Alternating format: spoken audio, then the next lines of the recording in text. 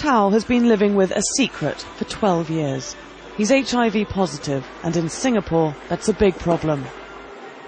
If I were to tell people I was HIV positive, I think I would lose my job and people would shun me. Even a good friend of mine, a childhood friend, just shunned me away after I told him. Because of this, we have to completely conceal Tao's identity, even his voice.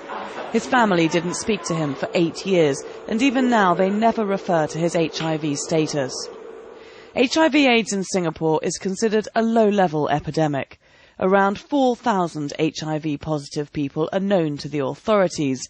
Between 2,000 and 3,000 more are thought to be undiagnosed. The past 5 years have each seen around 400 new cases, so experts are hoping that the numbers may have peaked. These relatively small figures help obscure the disease.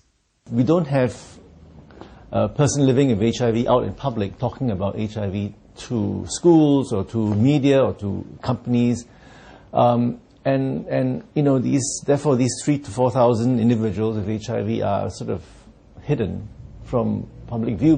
HIV/AIDS remains highly stigmatised here. The government has, in recent years, improved its stance, setting up clinics such as this one, which encourages anonymous testing for around $20. Last year, it also increased its prevention budget and ran a soap opera highlighting HIV/AIDS.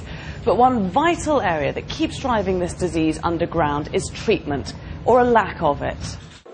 The few drugs that are available in Singapore cost more than $700 a month. The poorest of the poor get subsidies, but for most people it's simply out of reach. They have to travel overseas to find cheaper generic versions. Right now everything's done very underground. They're done through buyers clubs, where you have the doctors the doctors tell you kind of what you should get, but you go arrange it through your own courier, and there are people who work as mules. Stuart Coe has been an AIDS activist for some time. He says these difficulties surrounding treatment discourage many Singaporeans from addressing their HIV status and stifle debate. The Singaporean government chose not to talk to Al Jazeera about the issue, and even within the HIV-positive community, there's little discussion about the disease. I think avoidance is one way not to think too much about HIV. Actually, no point in talking about it. We still have to move on with our lives.